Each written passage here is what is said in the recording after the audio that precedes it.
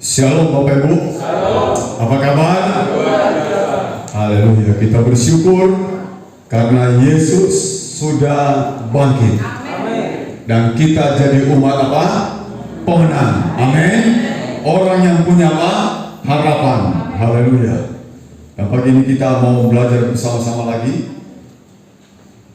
Yesus menampakkan diri kepada murid-murid. Tapi sebelumnya mari kita bangkit berdiri bersama. Kita angkat kitab suci kita. Dan mari kita ucapkan bersama-sama 2, 3. Saya dapat menjadi apa yang firman Tuhan katakan saya dapat jadi. Saya dapat lakukan apa yang firman Tuhan katakan saya dapat lakukan. Saya dapat memiliki apa yang firman Tuhan katakan saya dapat memiliki. Saya menyatakan, saya mempercayai dan saya menerimanya dalam nama Yesus. Aku percayakan firman-Mu, firman-Mu adalah kebenaran. Aku percayakan janji-janji firman-Mu, janji-janji firman-Mu akan digenapi dalam hidupku. Firman-Mu mengajarku hari ini dan aku akan melakukannya. Amin. Mau diajar oleh firman Tuhan? Saudara mau melakukan firman Tuhan? Saudara percaya firman Tuhan adalah kebenaran? Maka janji-janji akan digenapi dalam hidup saudara, katakan amin. Kita buka kitab kita dalam Lukas pasal yang ke-24. Lukas pasal yang ke-24. Kita membaca ayat 13 sampai ayat yang ke-35. Pembacaan kita panjang dan kita membaca secara bergantian. Saya baca ayat ganjil, Bapak Ibu ayat yang genap. Yesus menampakkan diri di jalan ke Emmaus. Pada hari itu juga 2 orang dari murid-murid Yesus pergi ke sebuah kampung bernama Emmaus yang terletak kira-kira 7 mil jauhnya dari Yerusalem. Ketika mereka sedang bercakap-cakap dan bertukar pikiran, datanglah Yesus sendiri mendekati mereka, lalu berjalan bersama-sama dengan mereka. Tetapi ada sesuatu yang menghalangi mereka sehingga mereka tidak dapat mengenal Dia. Yesus berkata kepada mereka, apakah yang kamu percakapkan sementara kamu berjalan? Maka berhentilah mereka dengan muka muram. Seorang dari mereka namanya Kleopas menjawabnya, adakah engkau satu-satunya orang asli Yerusalem yang tidak tahu apa yang terjadi di sini pada hari belakangan ini? Katanya kepada mereka, apakah itu? Jawab mereka, apa yang terjadi dengan Yesus orang Nazaret? Dia adalah seorang nabi yang berkuasa dalam pekerjaan dan perkataan di hadapan Allah dan di depan seluruh bangsa kami. Tetapi kami kepala dari pemimpin kami telah menyerahkan Dia untuk mati dan mereka telah menanikannya. Padahal kami dahulu mengharapkan bahwa Dialah yang datang untuk membebaskan bangsa Israel. Tetapi sementara itu telah lewat 3 hari sejak semuanya itu terjadi. Tetapi beberapa keluarga di antara kami telah mengingatkan kami. Pagi-pagi pula mereka telah pergi dikubur. Dan tidak menemukan mayatnya, lalu mereka datang dengan berita bahwa telah kelihatan kepada mereka malaikat-malaikat yang mengatakan bahwa ia hidup. Dan kawan-kawan kami telah mengikuti itu dan mendapati bahwa memang benar ada yang dikatakan perempuan itu. Tetapi Dia disampaikan mereka. Lalu ia berkata kepada mereka, hai kamu orang bodoh, betapa lambannya hatimu, sehingga kamu tidak percaya segala sesuatu yang telah dikatakan para nabi. Bukankah manusia sudah semuanya itu untuk masuk dalam penjaranya? Lalu ia menjelaskan kepada mereka apa yang tertulis tentang Dia dalam seluruh kitab suci, mulai dari kitab-kitab Musa dan segala kitab nabi-nabi. Mereka mendekati kampung yang mereka tuju, lalu Dia seolah-olah meneruskan perjalanannya.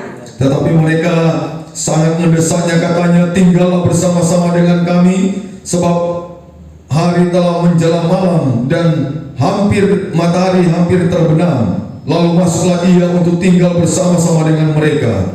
Waktu Dia duduk makan dengan mereka, Dia mengambil roti, mengucap berkat, lalu menyampaikannya dan memberikannya kepada mereka. Ketika itu terbukalah mata mereka dan mereka pun mengenal Dia, tetapi ia lenyap dari tengah-tengah mereka. Kata mereka,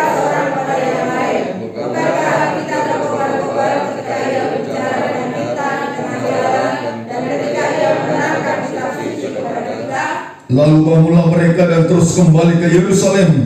Di situ mereka mendapati ke-11 murid itu. Mereka sedang berkumpul bersama-sama dengan teman-teman mereka. Kata mereka itu, sesungguhnya Tuhan telah bangkit dan telah menampakkan diri kepada kita. Bersama, lalu kedua orang itu menceritakan apa yang terjadi di tengah jalan dan bagaimana mereka mengenal Dia pada waktu Ia memecah-mecahkan roti. Amin. Silakan dulu. Ya, Bapak Ibu, kita mau bersama-sama melihat tema kita, Yesus menampakkan diri. Pembacaannya cukup panjang dalam Lukas 24 ayat 13 sampai 35. Dua orang murid ini pulang kampung. Pergi ke mana? Ke Emmaus. Kira-kira 7 mil perjalanan jauhnya dari Yerusalem ke Emmaus. Saudara, pembicaraan tadi, di sepanjang perjalanan mereka bercakap-cakap, bertukar pikiran tentang siapa? Tentang Yesus yang mati, tentang Yesus yang disalib, dan tentang Yesus yang apa? Bangkit dari kubur. Tetapi mereka tetap pergi ke mana? Ke Emmaus. Mereka tinggalkan Yerusalem. Dia sudah dengar berita dari perempuan-perempuan yang ke kubur itu, memberitahu bahwa Yesus itu apa? Hidup. Dia hidup. Tapi mereka tetap pergi ke mana? Ke Emmaus. Nah, di tengah jalan, tiba-tiba Yesus ada di tengah mereka. Yesus menampakkan diri kepada mereka. Pertanyaan kita, sudah? Kenapa enggak mau?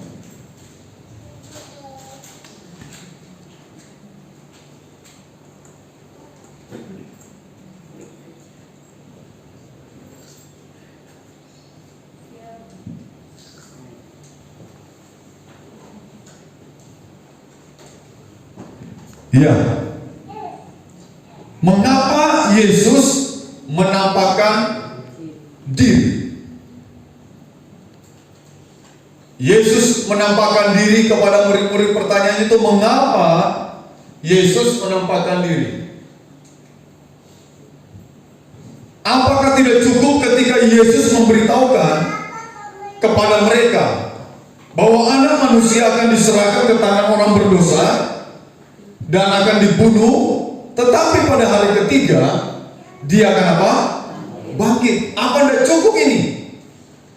Sampai Yesus harus apa? Menampakkan diri kepada murid-murid. Semua gambar-gambar ini menampakkan, Yesus menampakkan diri kepada murid-murid, kepada ini Maria, kepada murid-murid ketika mereka berkumpul di rumah, kepada Thomas ketika Tuhan memperlihatkan jarinya yang berlubang paku, dan kepada murid-murid sedang di pantai bakar-bakar ikan dan Yesus kepingin makan ikan. Dia tiba-tiba datang dan minta ikan kepada mereka, dan kepada kedua orang dalam perjalanan ke Emmaus. Mengapa Yesus harus menampakkan diri? Sepertinya ini menjadi tuntutan supaya mereka percaya bahwa Yesus bangkit. Seperti ini menjadi keharusan bagi Yesus. Dia harus menampakkan dirinya. Dengan dia menampakkan dirinya kepada murid-murid, baru murid-murid percaya bahwa Yesus apa? Bangkit. Pertanyaan kita, haruskah Yesus menampakkan diri? Kira-kira jawabannya. Halo? Haruskah Yesus menampakkan diri? Dan coba bayangkan kalau Yesus sudah menampakkan diri. Kalau Dia bangkit, Dia tidak perlihatkan dirinya, Dia yang bangkit. Setelah Dia bangkit, Dia tidak perlihatkan dirinya, Dia naik ke surga. Bagaimana nasib pengikut-pengikutnya? Coba. Kira-kira gimana? Kalau Dia tidak menampakkan diri, mereka hanya menyaksikan Dia mati, tapi mereka tidak menyaksikan Dia bangkit. Mereka tidak menyaksikan Dia naik ke surga. Kira-kira gimana para pengikutnya? Bagaimana para murid-murid pada waktu itu?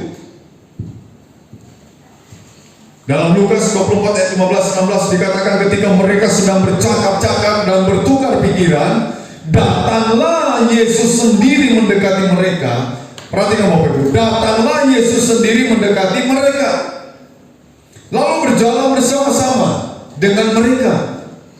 Tetapi ada sesuatu yang menghalangi mata mereka, sehingga mereka tidak dapat mengenal Dia. Saya tidak mengerti bagaimana ceritanya tiba-tiba dua orang ini yang sedang berjalan ke Emmaus, dan tiba-tiba Yesus ada dekat mereka dan ikut nimbrung dan bertanya apa yang sedang kupercakapkan. Dan kedua murid ini mukanya apa tadi? Saudara baca? Mukanya apa? Muram karena dengar pertanyaan ini, dan berkata, apakah kamu satu-satunya orang asing? Ini Yesus loh yang bangkit dari kematian. Ya, ini Yesus yang bangkit dari kematian yang bertanya, apa yang sedang kamu percakapkan? Sambil dengan muka muram dia menjawab, apakah kamu satu-satunya orang asing yang tidak mengerti apa yang terjadi di Yerusalem? Loh, apa itu, kata Yesus? Ini Yesus yang apa? Yang bangkit. Yesus loh, katanya. Dia diserahkan ke tangan orang berdosa. Dia mati, disalibkan. Kami dengar kabar dari perempuan-perempuan bahwa Dia hidup, dan benar Dia hidup. Ini yang bicara Yesus yang bangkit dengan mereka. Tapi mereka tidak mengenal Dia. Bapak Ibu, nanti kalau Tuhan datang kedua kali, kira-kira Bapak Ibu kenal enggak? Nanti kalau saudara kenal, saudara tanya, siapa sih kowe? Waduh, jangan sampai kita tidak kenal Tuhan yang datang di tengah-tengah kita. Ayat ini berkata, datanglah Yesus. Karena begini Bapak Ibu, Yesus juga pernah datang ke tengah-tengah murid-murid yang sedang dalam apa? Menghadapi badai. Ya, menghadapi badai, Dia datang di tengah murid-murid itu berjalan di atas apa? Air. Muridnya kenal enggak? Enggak. Aneh. Muridnya kenal? Tidak. Malah ngomongnya apa? Bayangkan, Yesus disebut hantu. Muridnya lain, Yesus disebut tukang apa? Kebun. Ini orang apa? Asing. Ini Yesus yang sama. Amin. Yesus yang menampakkan diri, Yesus yang berjalan di atas air, Yesus yang berjumpa dengan wanita Maria di kuburan. Yesus yang sama, tapi mereka tidak kenal. Ada yang mengatakan penjaga kubur, ada yang mengatakan apa tadi? Hantu. Ada yang mengatakan kamu satu-satunya orang apa? Asing. Itu Yesus ngelus dada. Ini gimana? Ini murid saya semua ini. Bagaimana kalau bukan murid saya? Murid saya aja nggak kenal saya. Bahaya Bapak Ibu ya? Bahaya nggak? Murid saya aja tidak mengenal saya. Saya berjalan di atas air, dianggap apa?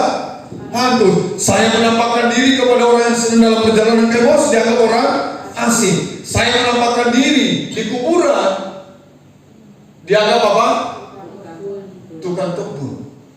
Ini gimana nih, kok dari yang anggap kamu adalah Mesias yang hidup. Amin. Engkau adalah Mesias yang hidup. Haruskah Yesus bangkit, Bapak Ibu? Haruskah Yesus menampakkan dirinya ketika Dia bangkit dari kematian? Coba kita lihat alasan, ya.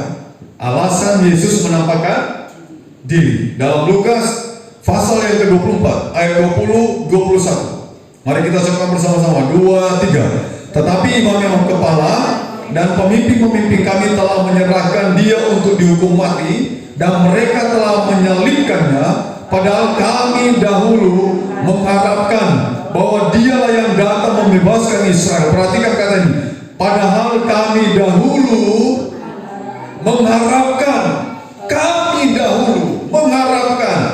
bahwa Dialah yang akan membebaskan Israel. Artinya dulu kami harapkan, sekarang tidak. Kasihan enggak posisi Yesus ini sebagai Tuhan yang mati bagi orang berdosa, yang bangkit bagi orang berdosa, dan nanti Dia naik ke surga. Makanya 40 hari dia harus menampakkan diri kepada murid-muridnya. Nah itu juga biasa jadi cerita di antara kita ya. Kalau ada orang mati katanya dia masih bergentayangan berapa hari? 40 hari. Wah, kayak Yesus saja ya orang itu. Aku didatangi dia pening-pening ya, gitu 40 hari. Wah, aromanya masih ada di dalam rumah ini. Sepertinya dia masuk ke dalam. Kayaknya dia tidur-tidur di kamarnya. Udah teman. Ya saudara, ya jadi saudara, dulu katanya kami harapkan ini murid-murid loh. Padahal kami dahulu mengharapkan bahwa dialah yang akan membebaskan Israel. Apakah Yesus, pertanyaan kita, tidak dapat diharapkan? Jawab. Yesus bisa tidak diharapkan? Bisa. Halo? Bisa. Apakah Yesus tidak dapat diharapkan? Lagu tadi, harapanku di dalammu, hanya Kau Yesus Tuhanku. Nah, tapi saudara lihat mereka berkata, dulu kami mengharapkan Dia. Kalau diteruskan kalimat, kalau dia bikin kalimat baru harusnya gini. Sekarang, dia nggak bisa lagi diharapkan. Dia sudah mati. Benarkah Yesus tidak dapat diharapkan menjadi pembebas Israel? Jawab lagi. Benar nggak? Tidak benar. Yesus itu dulu, sekarang, sampai selama-lamanya. Alkitab berkata, Dia tetap sama. Amin. Kalau dulu bisa diharapkan, sekarang bisa juga diharapkan. Yang akan datang pun bisa diharapkan. Dia tidak berubah dulu, sekarang, dan sampai selama-lamanya. Kalau dulu dia bebaskan Israel, hari ini juga semua pengikutnya dibebaskan oleh Tuhan. Amin. Dia bebaskan Israel keluar dari perbudakan di Mesir, dibebaskan dari perbudakan dosa. Sekarang juga dia bisa bebaskan orang-orang berdosa yang percaya kepadanya. Amin. Dia lepaskan belenggu-belenggu dosa, perbudakan dosa. Dia tebus kita dengan darah yang begitu mahal. Saya baca ini saudara, kaget saya. Padahal dulu kami mengharapkan. Yesus sekarang tidak bisa diharapkan. Kamu begitu kalimatnya kalau mau diterusin. Ini alasan kenapa Yesus harus menampakkan diri kepada murid-murid. Bayangkan kalau dia tidak menampakkan diri kepada murid-murid. Semakin Yesus tidak bisa diharapkan. Mereka semakin yakin Yesus mati dan tidak bisa diharapkan. Karena itu Yesus menampakkan diri, saudara. Bagi kita luar biasa kita ini. Orang-orang sekarang yang percaya Yesus itu luar biasa. Tidak pernah melihat Yesus lahir. Pernah tahu Yesus lahir? Tidak pernah kan? Tidak pernah melihat Yesus mati. Tidak pernah kan? Tidak pernah lihat Yesus disalibkan. Tidak pernah kan? Tidak pernah lihat Yesus yang menampakkan diri bangkit dari kematian kemudian menampakkan diri. Tidak pernah kan? Kita ini hanya percaya apa? Ceritanya percaya buta, pokoknya aku percaya. Amin. Yesus lahir, dia mati di kayu salib, pada hari ketiga dia bangkit, dan 40 hari kemudian dia naik ke surga. Dan kemudian 10 hari kemudian dia akan curahkan apa? Roh Kudus.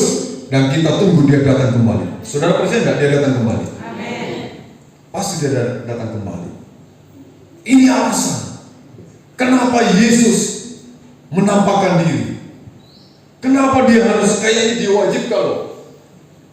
Kamu harus, bapaknya mungkin ngomong kepada putranya, kepada Yesus, ayo perlihatkan dirimu kepada mereka. Kalau tidak nanti mereka apa? Tidak akan pernah percaya, tidak akan pernah mengenal Yesus yang bangkit dari apa? Kematian. Sama nanti dia naik ke surga, begitu juga dia bawa murid-muridnya, ayo ikut semua. Ratusan orang mengikuti dia. Kemudian dia mulai terangkat pelan-pelan dari tanah, terangkat sampai kemana? Ke langit, sampai tidak kelihatan. Dan mereka melihat sambil apa? melotot bengong antara ini tenanan apa orang ini mimpi atau udah dicubit mungkin aja, oh sakit, ini benar ya, dahsyat tuh peristiwa itu, ya dahsyat banget peristiwa itu. Sekarang orang hanya berhalusinasi, oh Yesus menampakkan diri di awan-awan, gambarnya kayak gitu, alah, ya macam-macam udah. Ini alasan Bapak Ibu, kenapa, mengapa Yesus menampakkan diri, ya supaya mereka punya pengharapan kepada Yesus. Amin. Jangan sampai pengharapan mereka hanya dulu, tapi dia harus punya pengharapan. Nanti kita lihat kedua orang ini, akhirnya punya pengharapan dia, dan murid-muridnya juga akhirnya punya apa? Pengharapan. Alasannya lain. Dalam ayat 25, mari kita ucapkan bersama-sama. 2, 3. Lalu ia berkata kepada mereka, hai kamu orang bodoh, betapa lambannya hatimu, sehingga kamu tidak percaya segala sesuatu yang telah terjadi, yang telah dikatakan para nabi.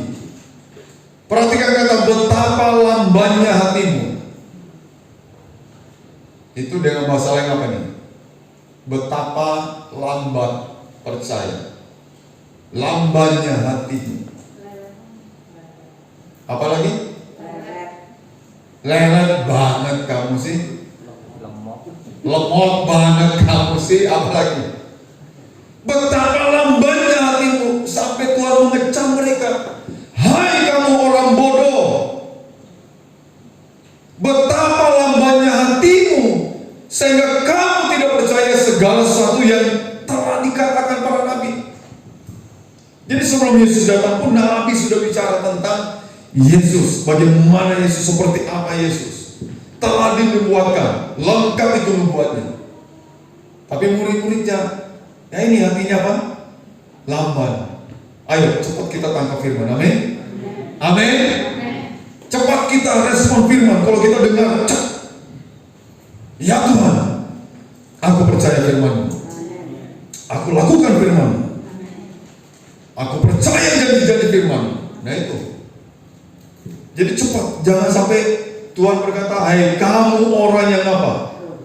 Bodoh. Bahasa kasarnya bodoh apa itu? Hah? Stupid. Goblok. Apa maning? Dungu. Hai kamu orang yang, bersama-sama kita ucapkan goblok ya. 2, 3. Hai kamu orang yang goblok. Semua lihat Pak Oki dan kita ngomong bersama. 2, 3. Hai kamu orang. Lihat Pak Oki dan ngomongi, hei kamu orang. Iya. Jadi jangan lamban di hatimu, amin. Kalau kau lamban, maka kau pantas untuk diomongin gini. Hai kamu orang apa? Bodoh. Dan jangan mau jadi orang bodoh, amin. Amin. Ini alasannya yang kedua. Karena hati mereka lamban, sehingga mereka tidak dapat apa? Percaya. Tidak percaya apa yang dikatakan nabi-nabi. Nubuatan nabi tidak dipercayai. Nubuatan tentang Yesus yang lahir, yang mati, yang bangkit, tidak dipercayai. Yesus harus apa? Menampakkan diri dulu. Dia harus menampakkan diri dulu, baru nanti mereka apa? Percaya. Itu pun tidak langsung percaya Bapak Ibu. Sudah menampakkan diri, masih bengong juga. Cuma hatinya apa katanya tadi kita baca? Berdebar-debar. Orang tukuh, cuma debar-debar tak. Ya debar-debar tapi tetap tidak percaya kan? Oh pantas bicara tadi hati kami apa? Deg-degan. Ya mungkin deg-degannya Iki hantu apa ya, tiba-tiba ada di tengah kita. Kok jalan bersama kita, tadi ada orang, tiba-tiba kita bertiga. Wah ini deg-degan ini. Saudara kira-kira lari nggak? Kalau Anda lagi berdua suami istri jalan tengah malam, gelap gulita lagi, tiba-tiba ada orang di tengah saudara, lari nggak? Kabur. Mau lari Istrinya lebih ketakutan, istrinya minta digendong. Wah, orang sih kabur iki, malah tibo kabeh. Jatuh. Ya saudara, jadi dia berkata, kamu tuh lamban hatimu, kamu ini bodoh, kamu tidak percaya. Itu Nabi sudah mengatakan. Alkitab ini nubuatan loh, kitab nubuat namanya. Amin. Kitab nubuat, bukan kitab lu buat, bukan. Kalau lu yang buat banyak salahnya, tapi ini kitab apa? Nubuat. Bilang orang sebelum, jangan lu buat ya. Ini kitab nubuat, ini kitab yang pasti digenapi, amin. Pasti terjadi, amin. Nggak mungkin tidak digenapi, amin. Yesus lahir itu berapa ratus tahun sudah dinubuatkan. Lahir nggak Yesus? Lahir. Mati nggak dia? Mati. Ya, tapi ini lamban nanti mereka. Ya, apa yang dikatakan para nabi itu. Kemudian alasannya lain ayat 16. Kita kembali kepada ayat 16. Kita baca.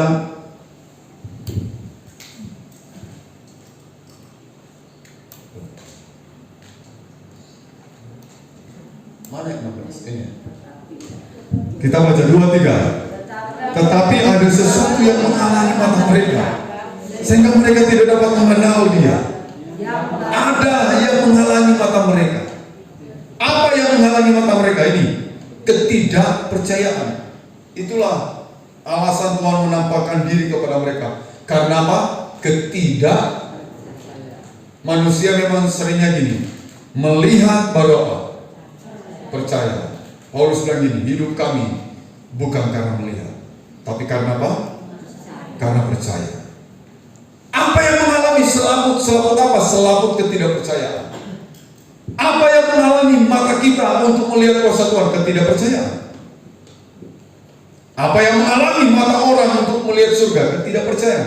Kalau mereka percaya kepada Yesus, surga di tangan mereka. Amin. Amin.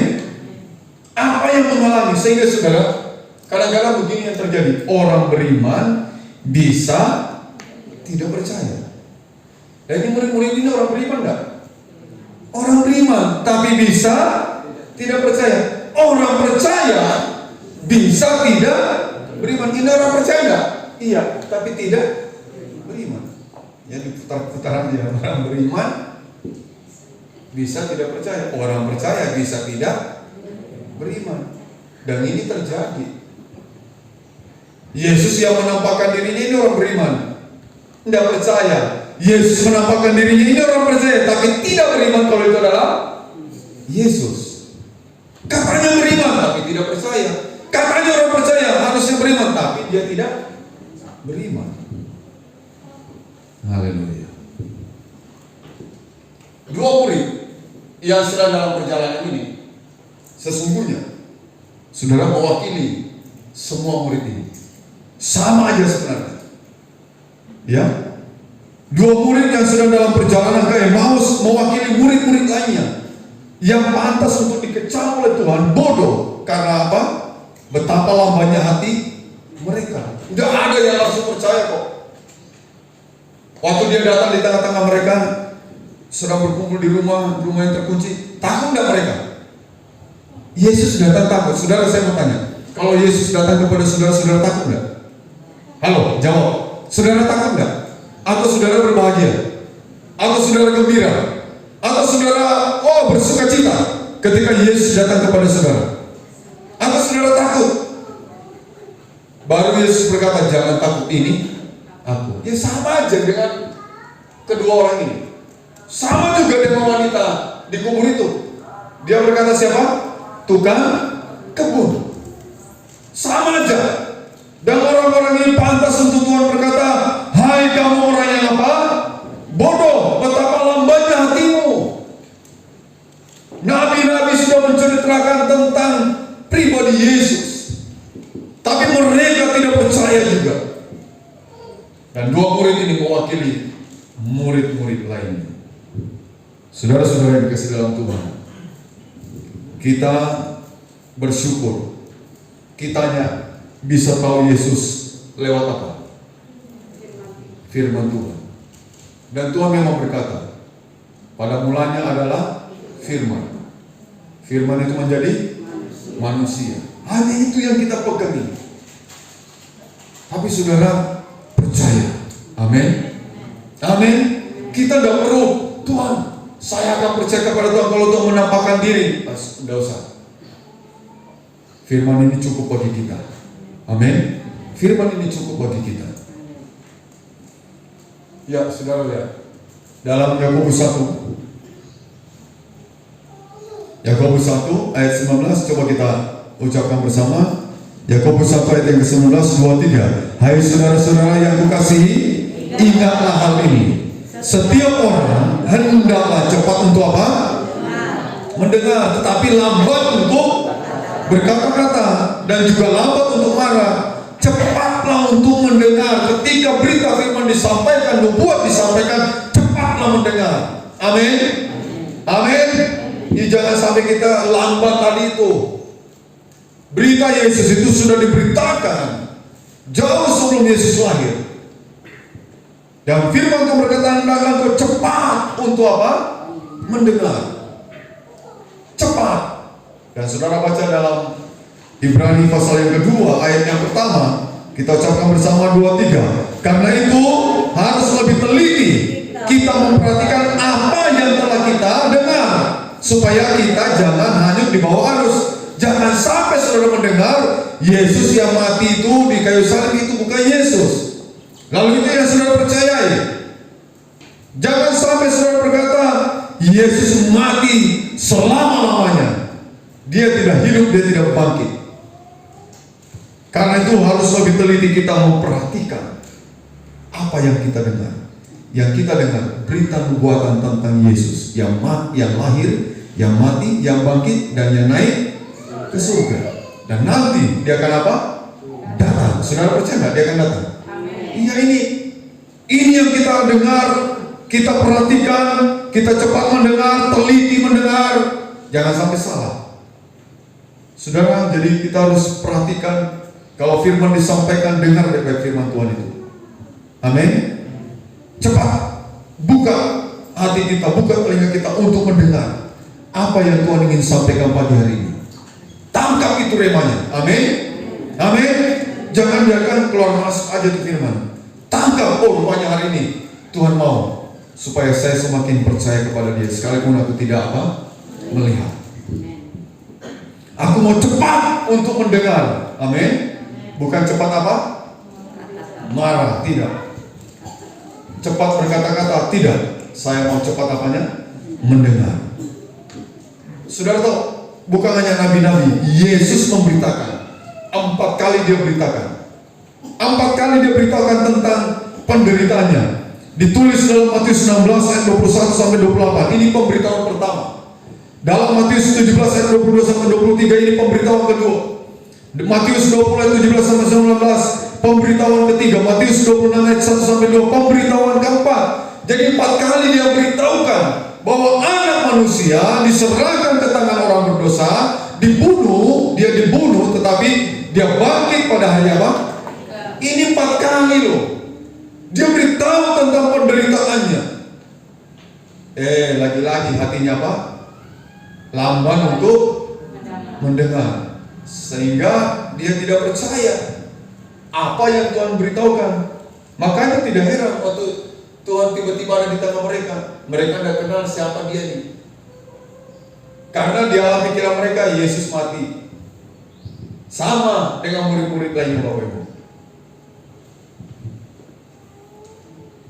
Mari kita berdiri bersama. Dalam Lukas pasal yang ke-24 ayat 30 sampai 31.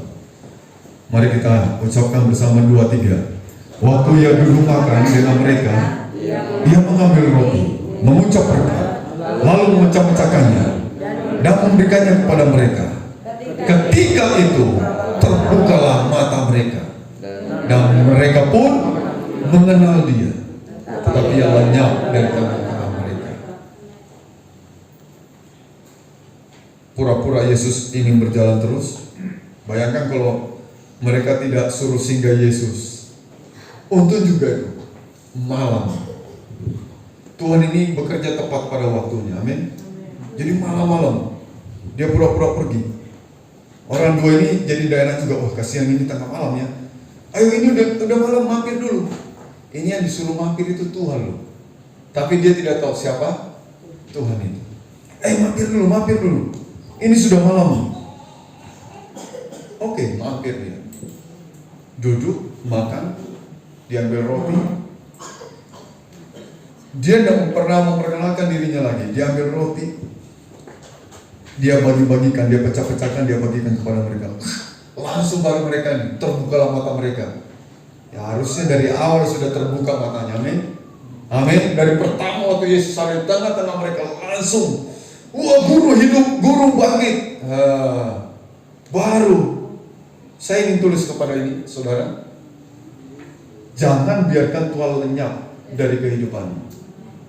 Jangan biarkan Tuhan lenyap dari keluargamu. Dan jangan biarkan Tuhan lenyap dari usaha pekerjaan. Kalau sampai dia lenyap berarti Anda seperti murid tadi, lamban hatimu, tidak percaya.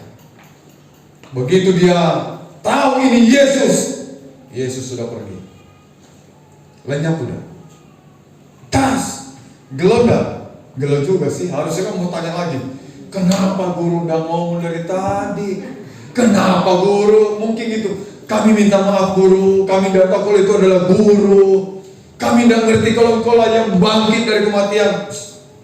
Tuhan langsung hilang dari tengah-tengah mereka. Tuhan tidak perlu dengar alasan-alasan murid-murid ini. Aksioma apapun tidak mau dia dengar udah. Dia hilang, terus hilang. Baru mereka bilang, pantas tadi hati kita. Hati kami berdebar. Dan saudara tahu, tadi dia berkata, dulu dia pengharapan kami. Tapi saudara, Yesus tetap jadi pengharapan. Amen. Apa yang terjadi kedua orang ini? Segera pergi kemana? Ke Yerusalem, kembali ke Yerusalem. Dia temui murid lain. Saya berjumpa dengan Yesus. Dia cerita. Jadi mereka kembali punya apa? Pengharapan. Dan memang Yesus bisa diharapkan dulu, sekarang, dan sampai selama-lamanya. Pengharapanmu tidak akan pernah sirna di dalamnya. Tuhan memberkati kita semua. Amin.